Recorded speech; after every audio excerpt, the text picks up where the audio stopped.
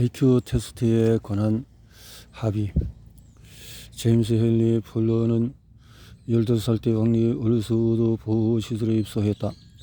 당시 얼스우드 국립배치 전용 보호시설로 불렸다. 서리저 레드힐의 얼스우드 공유지에 자리 잡은 이 보호소는 잉글랜드와 웨일스의 백지 아동을 위해서 설립된 최초의 자선기관이었다.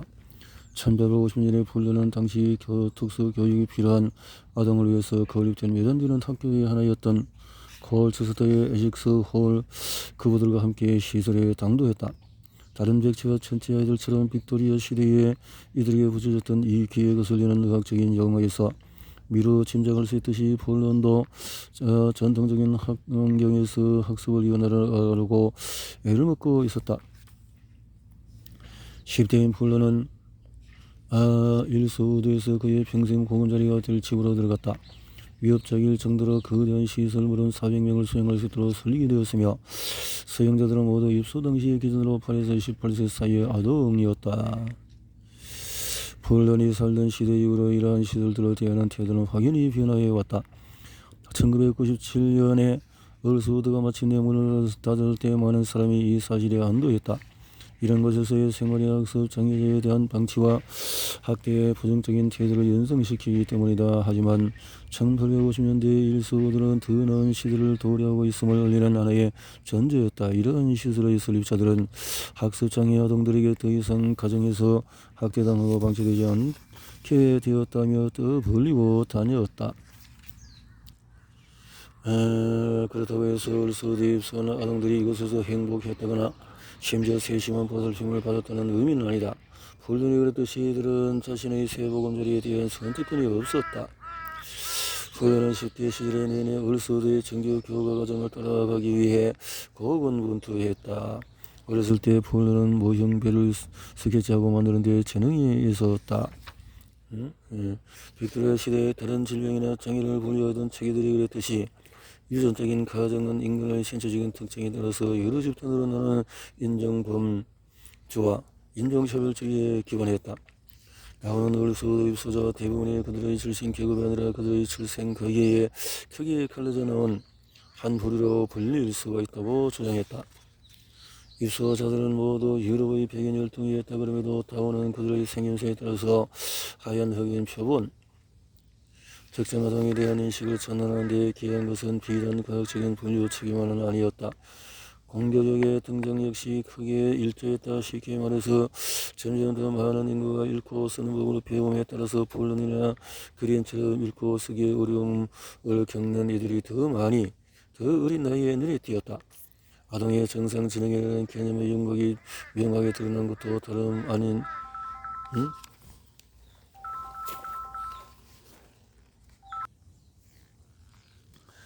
특정 아동에 대한 인식을 전환하는 데 기여한 것은 비단 과학적인 분류 체계만은 아니었다. 공교육의 등장 역시 크게 일조했다. 쉽게 말해서 점점 더 많은 인구가 읽고 쓰는 법을 배움에 따라서 폴란이나 그림처럼 읽고 쓰기의 어려움을 겪는 이들이 더 어린 나이에 눈에 띄었다.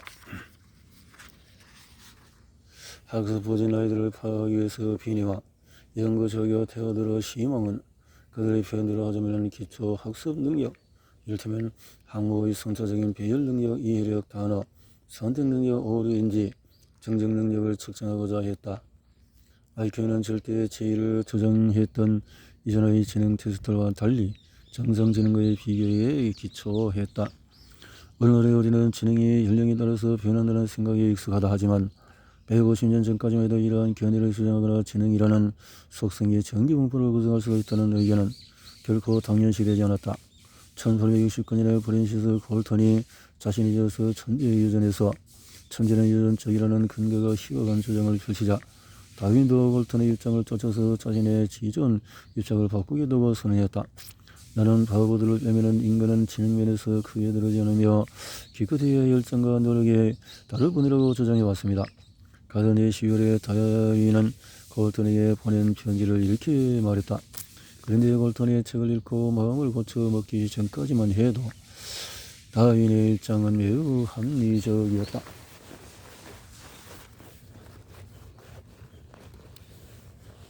다윈은 진화 연구를 통해서 자연 선택이 얼마나 길고 고된 과정을 거쳐서 발생하는지를 보여주었다.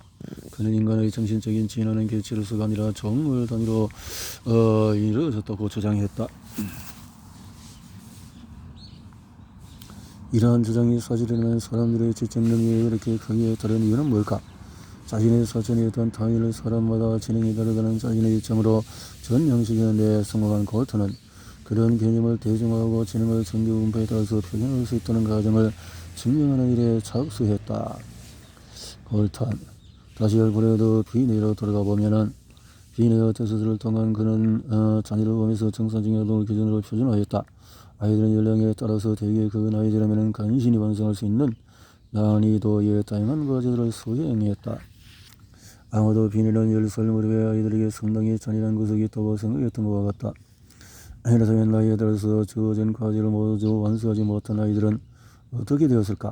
이 발달 지체의 아동들은 세계 집단으로 구성되어 각각 과학적인 명칭을 부여받았다. 그러나 곧 이 명칭들은 모욕을 가하는 용도로 널리 사용되었다. 실제 나이는 그보다도 많음에도 1위 세형 테스트만 통과할 수 있는 아동은 137세로 사전 후에 독일의 심리학자 빌리엄 슈테르는 아동 정신 연령을 실제 연령으로 나누는 방식으로 비네의 척도를 살짝 변형시키는데 100분율로 표시된 이 숫자가 소위 말하는 IQ를 구성했다.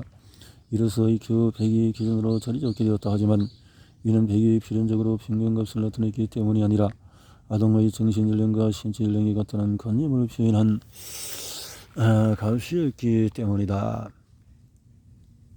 그런데 비네의 테스트가 미국에 수입됐을 때는 아동뿐만 아니라 모든 사람의 등급을 매기는 용도로 새롭게 활용이 되었다. 미국의 심리학자들은 진행 테스트 점수가 사회적인 지위와 관련이 있다고 가정했다. 비네 IQ 테스트를 설계한 심리학자 루이스 터먼에 따르면 사회적인 비교 질서는 그야말로 누구나 알고 있는 상식이었다. 그렇지만 상식이라는 사물이 존재하는 모습 그대로 보는 것에 불과하다. 그렇지 않나?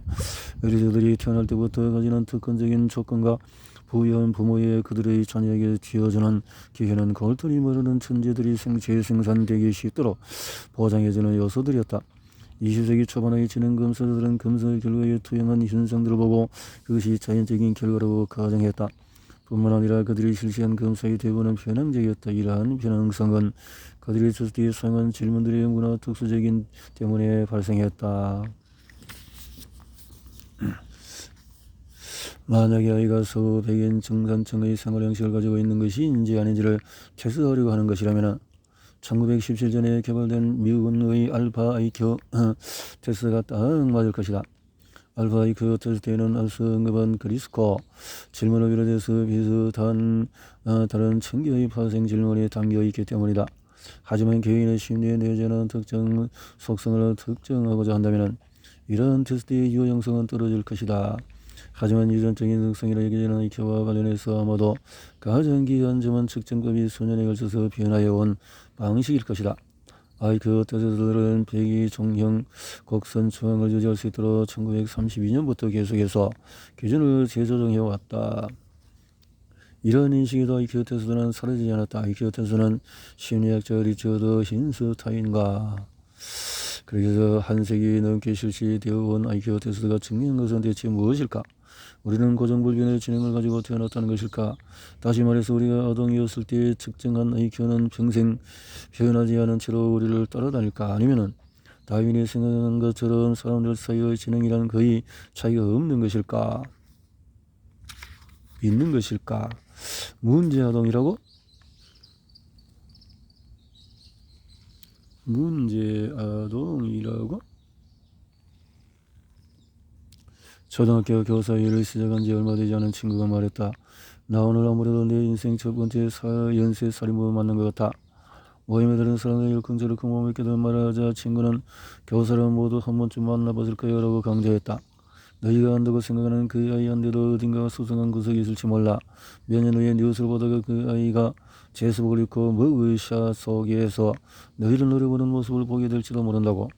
나중에 알고 보니 친구의 연쇄살인범은 5별기 살배기 꼬마 헬이었다. 헬이는 비행기에 햄스터를 넣고 물을 내려버린 일에 조금도 반성하는 기미가 없었다고 했다. 친근한 어동기에 나타나는 동물에 대한 잔인한 행동이 연쇄의 살인범 프로파일에 자주 등장한다고 말했다. 하지만 해일은 따스살이었다. 그 나이 아이에게 문제의 아동이라는 딱지를 붙이는 것은 온당한 것이었을까? 문제 아동은 20세기 초반의 산물로 처음에는 법정에서 연이어 교실과 가정에서 그리고 북미의 이후로 오스트레일리아 도시거리에서 등장했다 등등. 오늘날에만 이런 문제는 정상적인 10대나 10대 직전의 아동의 전형적인 문제라고 생각할지도 모른다. 하지만 20세기 초반의 10에서 15세의 문제 아동들은 부모와 심리학자, 정치인들에게 새로운 걱정거리가 되었다. 사람들은 다 이루기 어려운 아동들이 매일의 비행 청소년이 될 위험이 있다고 생각했다. 꼬마 해리가 21세기의 잠재적인 연쇄 살인범이었던 것처럼 1930년대를 살던 12살짜리 조지 씨의 짜증과 15살짜리 멜컴 올감은 미래의 범죄자가 될 징후들이었다. 문제 아동이 정상적이고 행복한 성인 생활에 도달할 수 있도록 하는 열쇠는 오직 조기 개입뿐이었다. 조기 개입. 물론 향후 장기간 지속될 문제들이 아동기에 출현한다는 사고방식이 완전히 새로운 것은 아니었다. 1892년에 원로 정신과 의사 조지 필딩 브랜드포드는 신경증 간질 힌스테리 건강염려증을 앓고 있거나 불안정한 부모를 둔 아동은 면밀한 통제열이 영육되어야 한다고 말했다.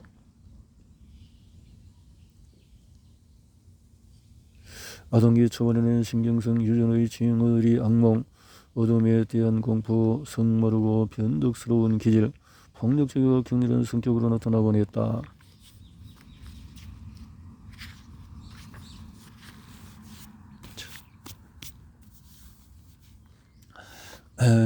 청년의 건강을 위협하는 주된 위험 요소 중의 하나였다.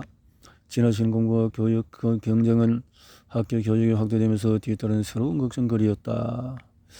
1851년에 27살의 프랭크 베네켄트는 자신의 첫 이국에서 학교 교육에 질문이 들기 원하는 스트레스를 탐구했다. 독일의 시골을 배경으로 한 이 성장 이야기에서 10대인 머리치는 시험에 낙제하자 자살한다.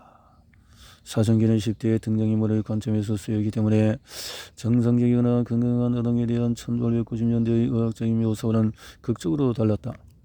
권위적인 성인들은 우스꽝스러운 이름에 부주의한 태도를 지닌 인물들로 부모들은 10대의 자녀의 성대를 보호하겠다는 명목으로 자녀들의 성에 무지하게 만든다. 1906년 11월 마침내 심하게 난도질당한 채로 베를린 소극장에 처형이 되었다. 아마도 여기서 가장 먼저 생각나는 인물이 지금은 또 프로이트일 것이다. 프로이트는 실제로 아동을 치료하지는 않았지만 정확한 정신분석적인 차례 연구들을 통해서 환자의 과거 이력을 상세하게 파고들었을 뿐 아니라 그 과정에서 성인 신경증의 원인을 아동의 경험들에서 찾았다. 아동 섹슈얼리티에 대한 프로이트의 견해는 비판자들로 격렬한 논쟁을 불러일으키긴 했지만 분명히 정신분석학에 지대한 영향을 미쳤다. 하지만 일반 대중이 비정상적인 아동에 대해서 가지고 있던 관념들 또한 문제의 아동 행동이 아동기 초반의 경험들에서 비롯되니만큼 처음으로 부터 심리학적으로 이해될 필요가 있다는 생각으로 수렴이 되었다. 아동제는 1899년 최초의 소년 법원이 생긴 일리노이 주에서 시작이 되었다.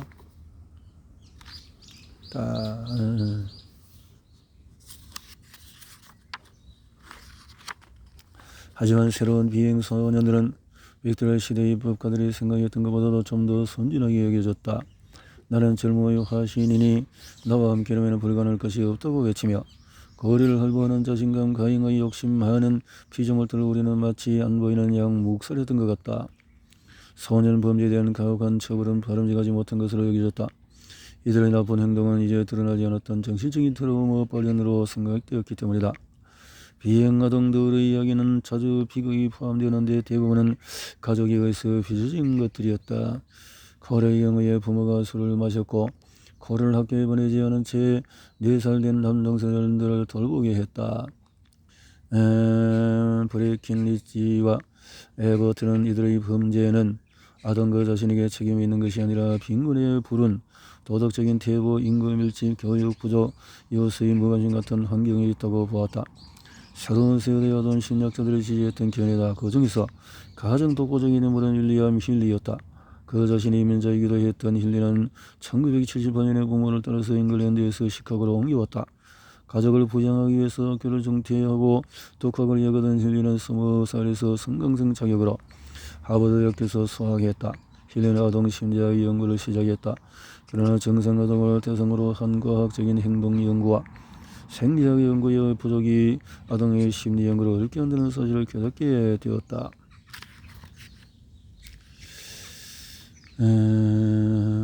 아동의 모습이다. 비행아동의 의미가 재해석됨에 따라 20세기 초반의 미국의 개혁들은 정상아동이라는 개념 역시 재정의했다.